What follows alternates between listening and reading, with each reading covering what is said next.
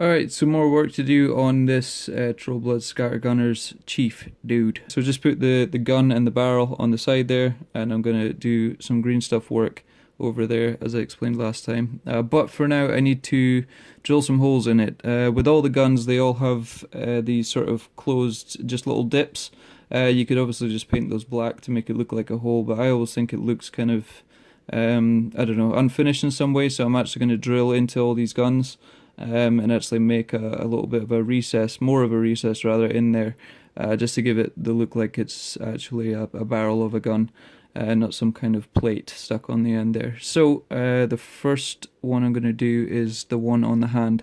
I'm a bit worried about this because it is quite a small hand. This is the smallest drill bit I've got as well. That's probably not going to focus. There you go. It's about the width of a safety pin or a paper clip. So I'm going to have to drill through this hand without melting it. That's one issue that comes up when you're drilling anything, is heat. It can melt really small bits of plastic and distort everything. So I'm just going to try and do it as slowly and steadily as possible.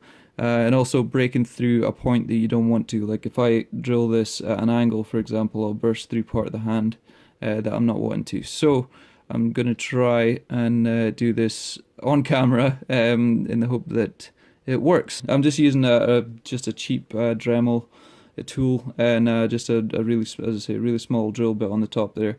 It didn't actually fit in my my Dremel chuck, so I just wrapped a couple layers of masking tape around there to bulk it out a bit, and it holds it fine. I wouldn't recommend doing that at home though, because it could slip out the vise or whatever. I don't want to be responsible for anything that goes horrendously wrong, but I'm doing it just for the sake of getting this done. Right, here we go. Alright, I'm just making a mark there to start with, and then I'm slowly going to go through.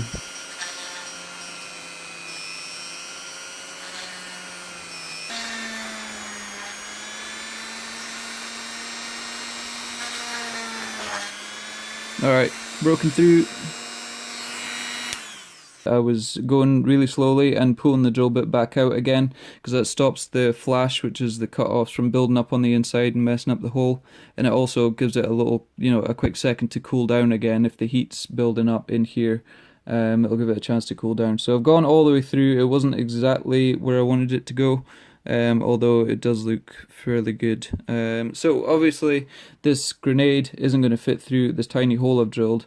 But that's not the plan. What I'm going to do, I'm going to cut this grenade in half, and then hopefully drill a tiny hole in the end here, and then put a piece of paper clip into there, and then through the hand, and then into the other side as well. That's going to be really tricky and fiddly, but it'll give me the best, the best possible hold for this, because I could just cut this thing in half and glue, either side to the outsides of the hands. But I want this thing to be solid, and I always try and push things to, the limits of what I'm capable of doing. So that's kind of what I'm going with here. So I'm going to quickly trim off. There's just like a little piece of flash in here that I don't want to be there. I want this to be as kind of neat as possible, because that wouldn't make sense if he was holding on to it, seeing it for the front. I think anyway. I'm just kind of making it, because he's only holding on with these two fingers, which you can't see because it's out of focus, damn it. He's only holding on to the grenade with these two fingers at the front here, so I want to cut away a bit that was coming down in front there, so you can see the wood grain carrying on through the front of the hand. So there we go, that's that side, and then this side I'm just going to try and, where are we? There we go. I'm just getting rid of the flash that's on the side here. Just so the other section of the grenade has the best hold it can on that side. So there we are, that's the hole kind of tidied up a wee bit. Now I'm going to see if I can cut and drill this tiny grenade. I'm going to cut it about here, so I've got this kind of extension to go on the other side of the hand, like he's holding it quite close to the top. I think that'll be the best idea. So here we go, I'm just going to cut it with this X-Acto knife. Again, I'm not just pushing straight through, because I'll probably snap it in a way I don't want to, but just kind of sawed it through, took it easy, and now I've got these two tiny little halves. So don't hold the piece as you're drilling it like I'm about to do. Put it in like some sort of like tiny vise I don't know. Yeah, again, I'm doing something stupid, don't do it. Alright.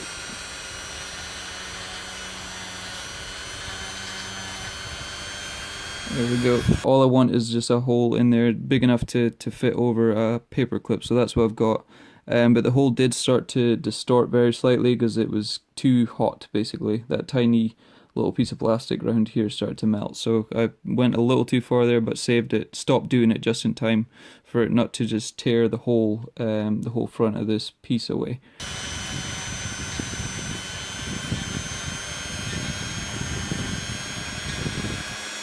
Alright. There we go, tiny hole drilled in there too. Again, I think it started to melt a wee bit, but there's not much I could do to avoid that. I was going as slow as I could with it. I've got a paper clip here, just a regular office paper clip. I keep a box of these around just because it's handy. The wire's really handy for doing little bits and pieces like this. I don't know exactly how much I'm going to need, but I'll just clip a manageable size off.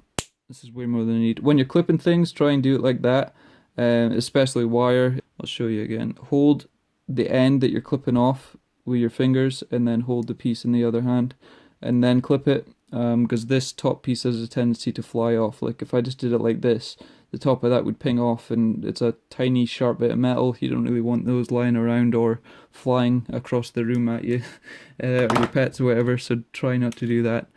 Okay, so his thumb is hitting a bit of it, so I'm going to have to carve out in the thumb here or carve out the underside of the grenade, because I want it to sit like there, in kind of in his hand. Alright, I knew I should have gone with my gut instinct, because I actually do need, when I was talking about cutting this grenade in half, I do need a tiny bit of kind of stem or handle, I guess, to fill that little gap there. So I'm annoyed that I cut it next to this ridge here rather than in half like I was going to do originally. And then on the other side, if I was to use this, it would stick out way too far on this side, so I did need to cut this in half there, but it's kind of done now, so I'm trying to figure out how to go about fixing that. Alright, I'm going to cut a tiny slice off of the end of this, and hopefully I can use that slice to fill that tiny gap in there. I don't know how well this is going to work though. Alright. There's a hole drilled in here, so it should be really easy to cut, but it means I'm going to have to drill another hole. There we go. Alright, there we go. I've got the grenade going through his hand, or looking like it is anyway. There's a couple of little gaps and stuff right in there. The base coat of the paint will fill no problem. But I got it all the way through, and it's looking fairly decent, I think. As I said, I wanted this to carry on down here, and then for these two fingers to still be kind of wrapped around it, so it looks like he's properly holding it while he's pointing. But yeah, I think it just, it's little things like this that kind of add a lot of character to your models, so it is useful to keep a hold of bits and do stuff like that. So there's the grenade in there. The next step, I'm going to drill out the holes in the top of the gun. I'm going to go ahead and kind of batch work this and do all of them, because it's going to be quite a frustrating process, but I'm going to drill them all first with this tiny little drill, the same one that I used to drill through the hand, just to give like a pilot hole, and then I'm going to use this little burr, which is just a round off burr, just to expand the top of the gun barrel slightly, and then I'm going to go in with this one, which is just a huge kind of cylinder burr, and hopefully that'll bore out enough of this the top here just to give a bit of a recess going in.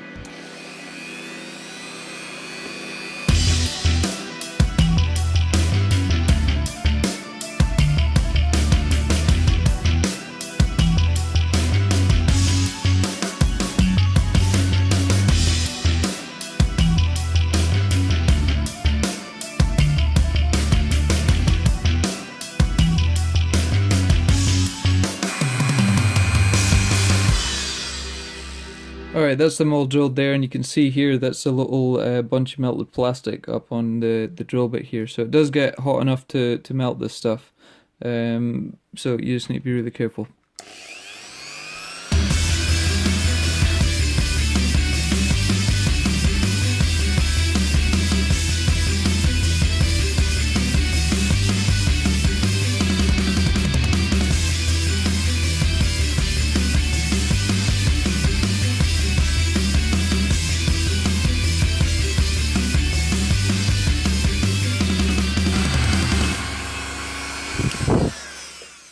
Alright, there we go. I got the holes drilled in all of the guns now. I figured I didn't need to go to the third bigger burr. I could just use the small round one to bore out enough of space in there to make it look like a proper barrel. But you will be left with some sort of flash after doing this. My fingers are fairly numb at the minute from the vibrations of the drill, but that's fine. So I'm just going in with a craft knife and kind of trimming off any of this flash that's left over. But the next step for this dude is to green stuff. So there's a couple little gaps where I attach the arms, and obviously I want to make that green stuff the strap that goes over the gun here, so that sits on there fine. Yeah, just the green stuff and a couple little bits tidy up, and then he is ready for painting. In the meantime, I will get some of the other bits and pieces assembled. Some of the other guys in here, there's 10 in total as I said, so I'll scoot forward with a wee bit of them, and then hopefully kind of had made some progress for the next video. So until then, cheers for watching, and I will catch you all later.